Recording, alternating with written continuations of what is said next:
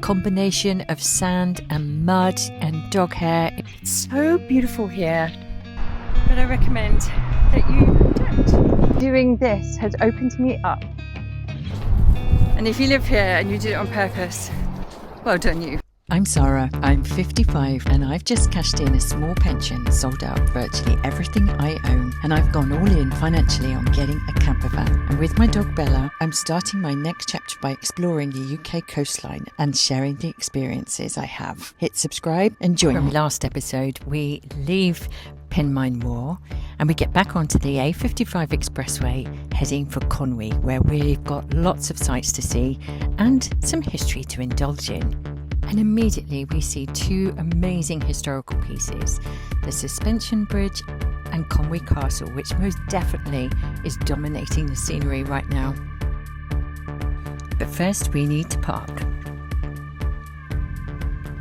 I had to bring my wing mirrors in for this one.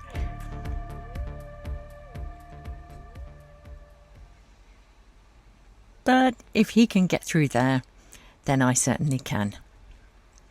I did keep my wing mirrors in though, just to be sure. Now, looking at Conwy Castle, I can't help but think back to Flint Castle. If you've seen the episode, you'll know that Flint was the first of King Edward I's great Welsh castles, built in 1277. Then came Conwy and Harlech, followed by Beaumaris, and together these four became part of Edward's so-called Iron Ring, castles built to cement his power over Wales. Conwy is one of the most spectacular of them all.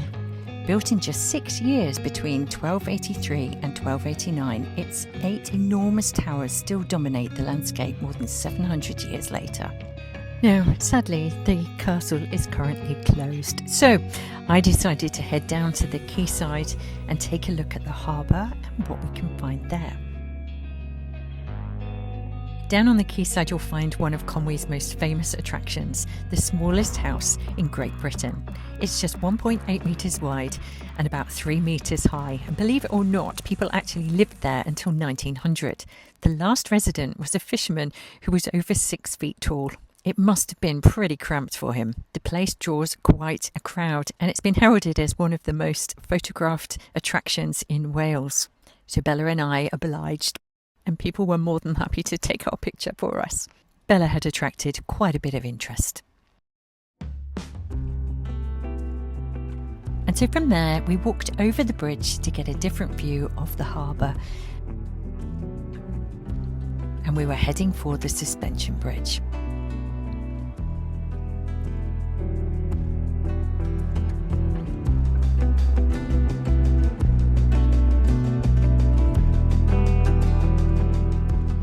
Now, after the disappointment of the castle being closed, thankfully I've been before. However, I can't show it to you, which is a bit of a shame. But now we're going to go over this beautiful Suspension Bridge. Now, as you walk across the River Conwy with me today, you're crossing one of the world's earliest road suspension bridges, a remarkable piece of engineering that opened in 1826. It was designed by the legendary Scottish engineer Thomas Telford, and was built to replace the unreliable ferry crossing that once connected both sides of the river. Now, if you're a fellow Gen Xer like me, the name Thomas Telford might ring a bell. Now, if I remember rightly, we were taught about his role as one of Britain's greatest engineers, building roads, canals, aqueducts and bridges that transformed travel across the country. I remember learning about him back then. It probably felt like just another history lesson, although I did like history and went on to do it at A-level. But standing here today, looking at something he designed 200 years ago, it suddenly feels an awful lot more impressive than it did back then. The bridge stretches almost 100 metres across the river and was part of Telford's ambitious plan to improve the vital London to Holyhead route, helping speed up travel, trade and mail between Britain and Ireland. What makes this bridge particularly special is that Telford designed it to blend in with the magnificent nearby Conwy Castle. Looking closely, you can see the castle-inspired towers, battlements and turrets that made it look as though it was part of the medieval fortress itself. Originally, travellers on foot, horseback and in carriages had to pay a toll to cross here, collected by the bridge keeper who lived in the small toll house beside the bridge. For more than 130 years, this was the main road crossing over the River Conwy until the new road bridge opened in 1958. Today, it's cared for by the good old National Trust and remains one of the finest surviving examples of early suspension bridge engineering anywhere in the world. Not bad for a bridge that's approaching its 200th birthday. And with Conwy Castle on one side and the estuary on the other, it has to be one of the most scenic river crossings in Wales. I do love castles. The stone, the history that it's holding. Stunning. So next we decided to have a look around town.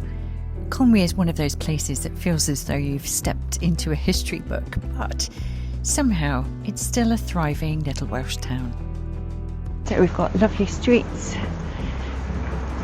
lots of shops. Shops that can't go in.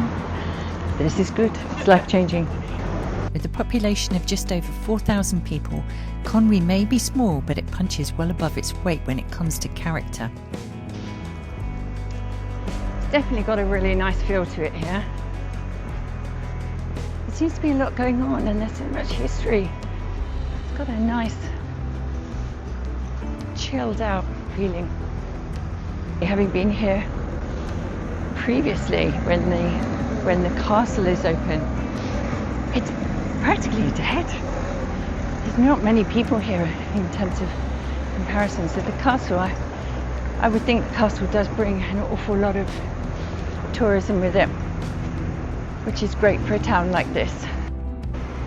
Conwy isn't stuck in the past though. Today it's full of cosy cafes, local businesses and visitors from all over the world who come to soak up the atmosphere and enjoy one of the most beautifully preserved medieval towns in Britain.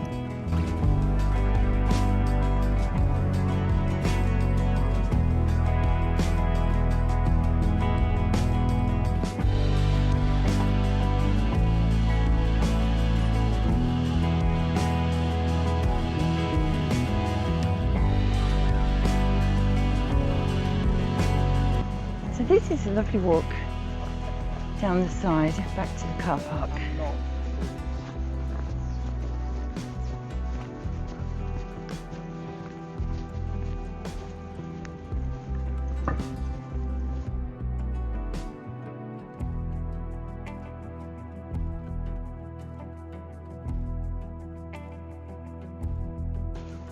You going back to the van, Belle?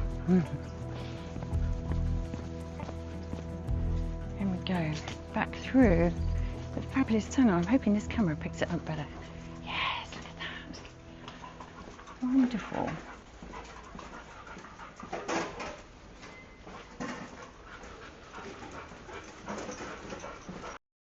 Now look at that, I've just let her in. She's gone straight into the drive position because she knows the drill now. So we're going to have some water and then we're going to get going. I just wanted to mention this car park because if you come here, this is actually really, really good. In Morpher Batch, I'll put the location up in the video for you, but Morpher Batch actually has this. Take a look. But it does have motorhome friendly spots. I do feel a sense of, I'm really getting the hang of this now. Whether I am or not is another story, but I do actually feel like that. And this morning was an early-ish start, but I think this is the way to go. It's very much do the things early, make sure Bella's had a really nice walk, and I do have to select what I'm going to do and when I walk Bella, because her routine is to get up and go for a walk. That's what we've been doing for a while. However, now, and this morning it worked well because she didn't get her normal countryside or walk on the beach today, because I knew we were going to be walking around Conwy, and so I've had to select when she gets walked, and she's perfectly happy now. See, look. She's like, yep, I've had my walk. You ready for driving now, Belle? Absolutely. And so now she's good to drive a bit, and that is really, really fabulous. So someone's just come in looking for a camper van, a camper van spot, and I'm just going. So I'm going to let them have it, and we're going to hit the road. So now we're heading off to Dinner's Farm, which is the campsite that I'm going to be staying at for a couple of days while I get on with some editing and have a little bit of a chill out. So a final farewell to Conwy, navigating our way back through the arches and straight on to the road.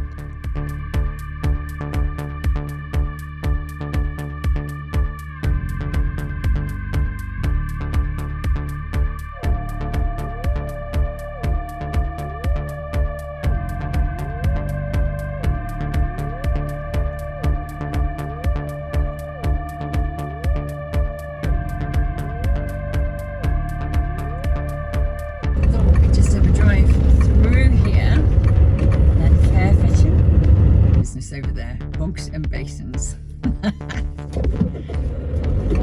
Fabulous.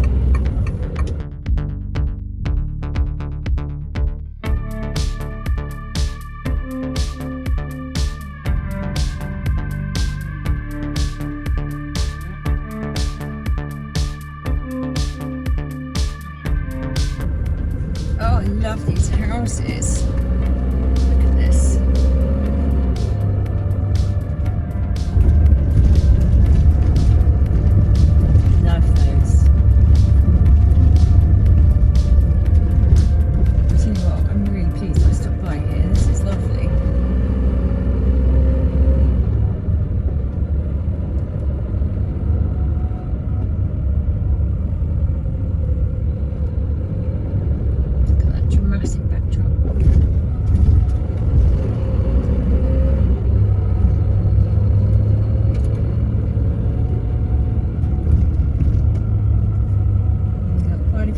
Along here. Again, no overnight parking, which is fair enough. I'm beginning to get the feeling that you find your park up, you literally sleep, and then you spend your day where you want to be. No fast with these things.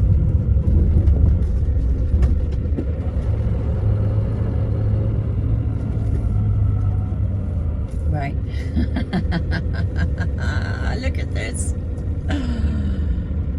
Okay, there is no way we're going down there. So having decided that we will definitely be back tomorrow to have more of an explore along the beach, we headed off our way to Dinner's Farm. A lovely campsite that I highly recommend if you are in the area. We parked up. Bella had some tea, we had a quick look around, a beautiful stream, a beautiful river running through it, and then onto the jobs. These jobs can't be skipped, and the first thing before I clean the van is to clean Bella. A combination of sand and mud and dog hair, it soon builds up. And so it's got to be done at least once a week, a really big clean.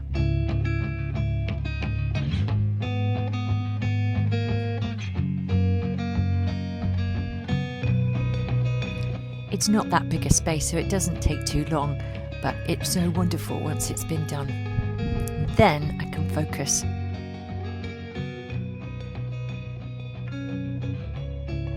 Bella, however, was no help whatsoever. So then I could settle down to my editing and get to bed. Llanfairfetchan is a small seaside town with a population of around 3,600 people. And like most towns on this North Wales coast, it really began to grow in the Victorian era as yet another holiday destination and a community also linked to the granite quarries nearby. I bet without the wind, this is lovely.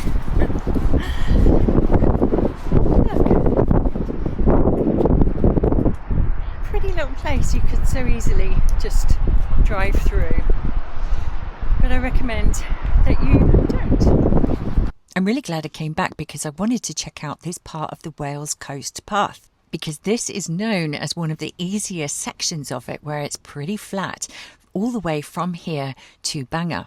As you can see, it's a wide pebble and sandy beach, and it's looking across to Anglesey and the Irish Sea. I bet on a clearer day the views are absolutely stunning. So here is a great illustration of what you can actually see in front of you of the Carnethai mountain range. Here's something I didn't know that I found out. There are around 200 semi-wild Welsh mountain ponies that have roamed those hills for centuries. They're thought to be descendants of the ancient Celtic ponies and are one of the largest herds of wild horses in the UK. Sadly, I'm not heading over that way on this particular journey, but it's definitely worth coming back for. I'm hoping you can hear this. You can hear the A55 expressway in the background. Waves behind me. And then you've got beautiful birds.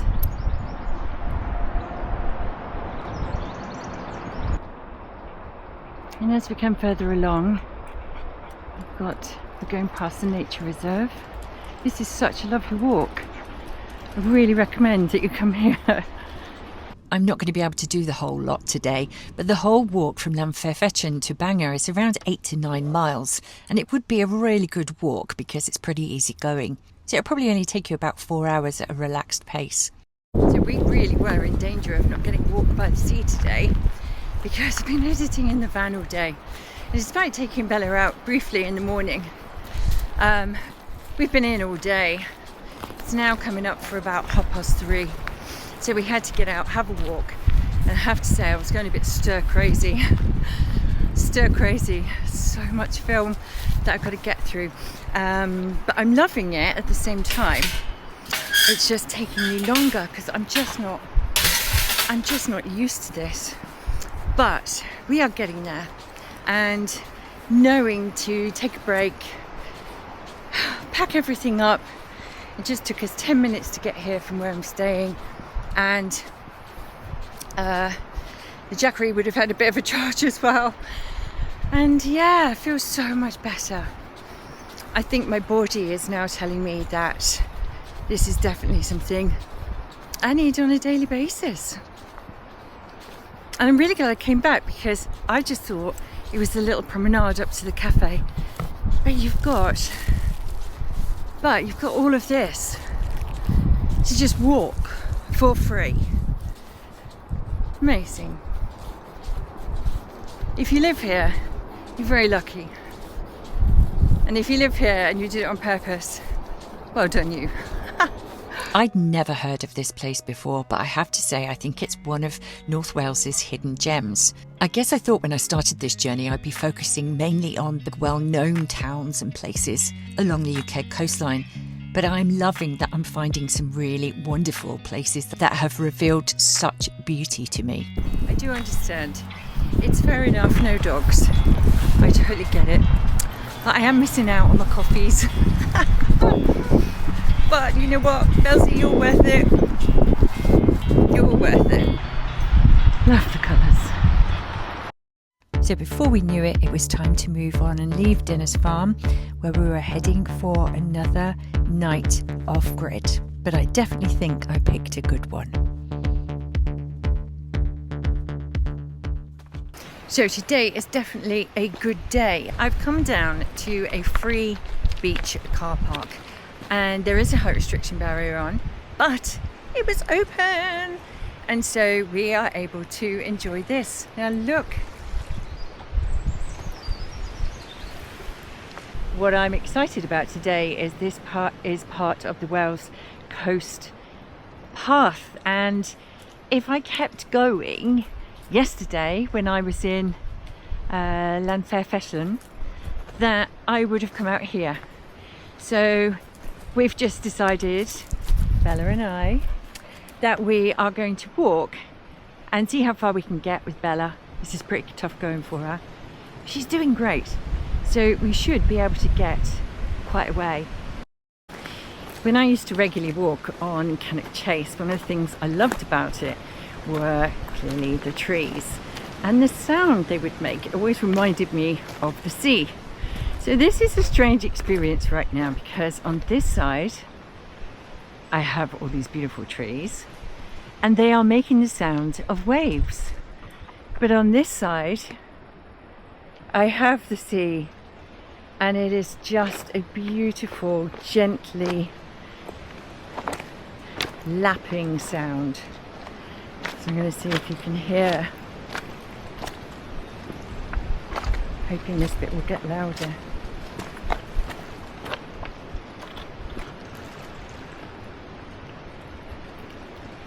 Just listen for a minute.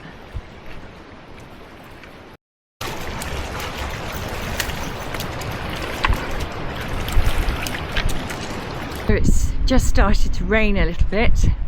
Probably can't even see it. And I have noticed that we're running out of the beach, and that the pathway is actually behind a fence now. I did see the sign. I want us to keep going. So I think I'll keep going for now. So very glad I carried on. My instinct was right, and we have now rejoined the path. And it's so beautiful here. It's such a shame it's grey and a little bit raining, because I bet these waters and this greenery looks tropical. See if you can get a bit more of an idea of that. I am sure this helps massively. This is part of the nature reserve. Really a lot of work going on around here to really make sure that nature is able to thrive here.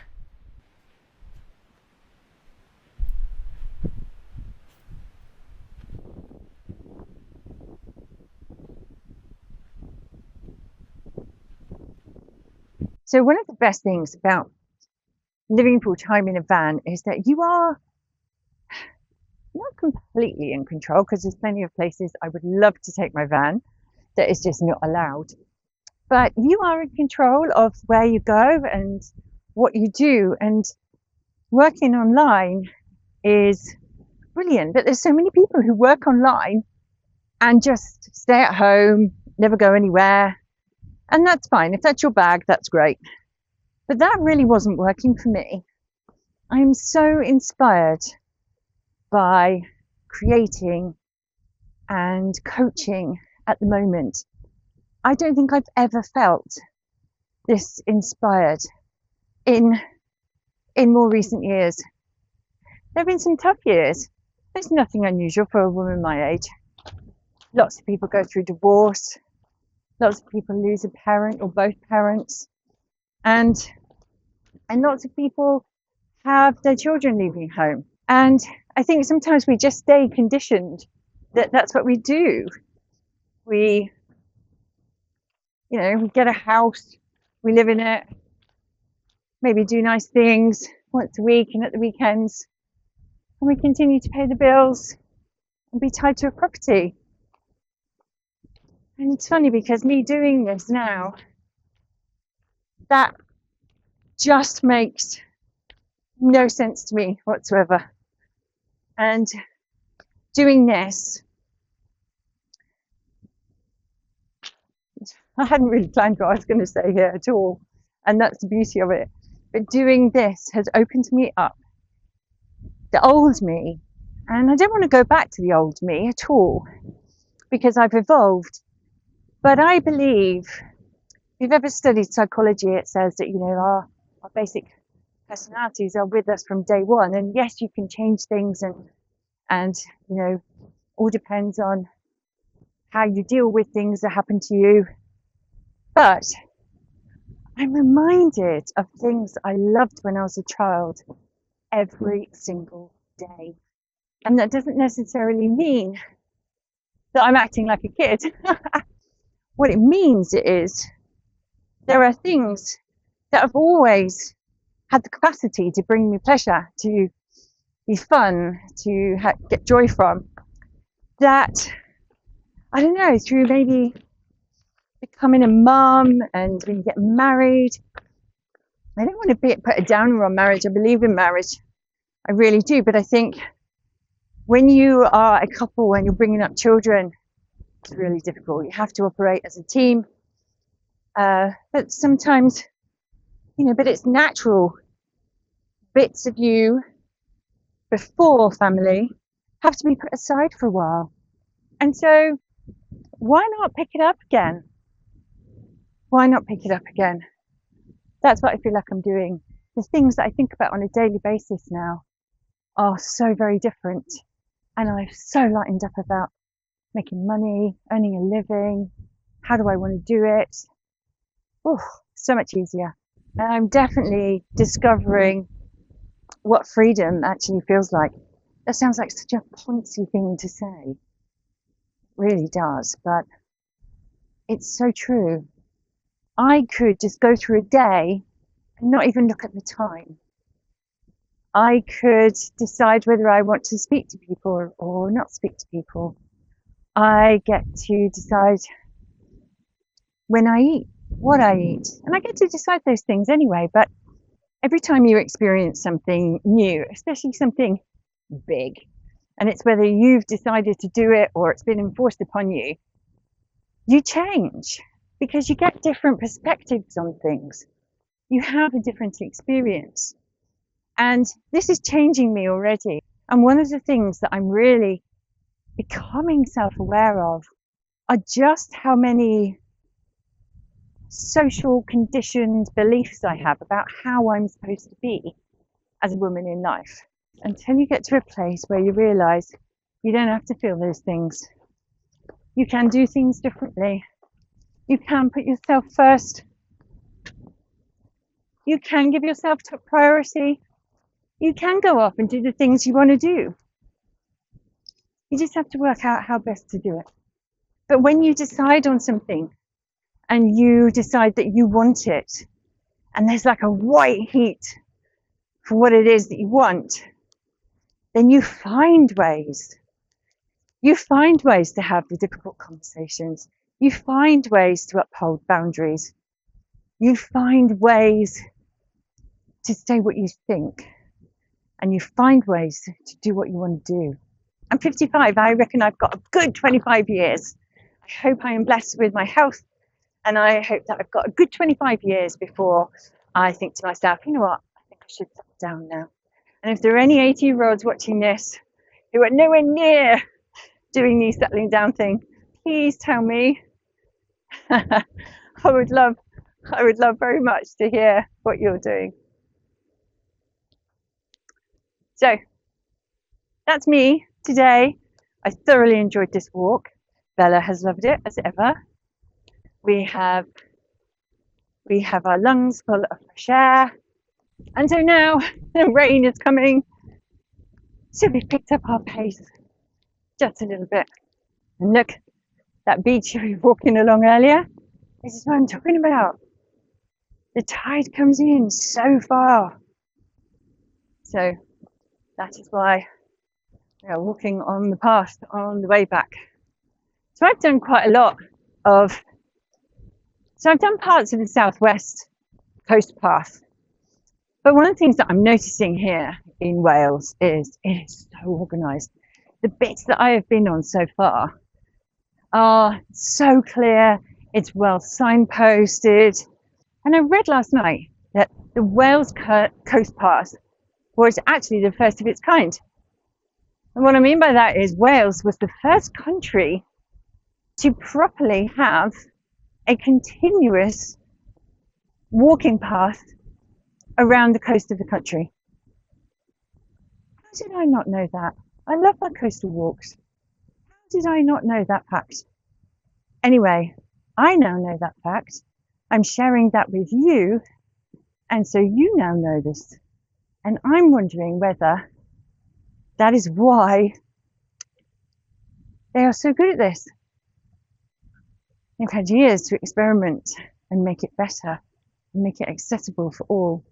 So if you live in North Wales and you don't get out enough on these beautiful paths because you're busy with life, I highly recommend that you get out a little bit more, even if it is just for half an hour. It's worth a little drive. And there are free car parks, so it doesn't cost you anything. Imagine what would happen if everybody did more walking we definitely solve an awful lot more problems in a much better way.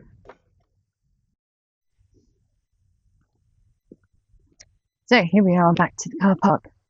I'm really hoping not only is my van still there, but that the barrier, oh, this is looking good because there's another van here, but that the barrier is still up so that I can get out.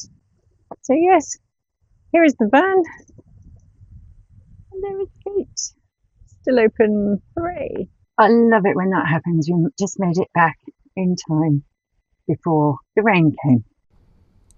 So sometimes things happen by accident. I came to this car park because it was free parking and I was able to take Bella for a nice long walk. But what I hadn't realised was actually that barrier, that height restriction barrier, has been open for months and months. And after speaking to a couple of the other vans, I decided that I was going to stay. So I moved the van, changed my plans, and decided to settle in for the evening. This is what I was hoping for. Finally, I thought I was going to get my first park up where I could open the doors in the morning, have my coffee, and overlook the sea.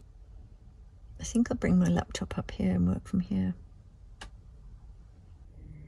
Look. I have neighbours. So Bella and I settled down for the evening and watched the sunset.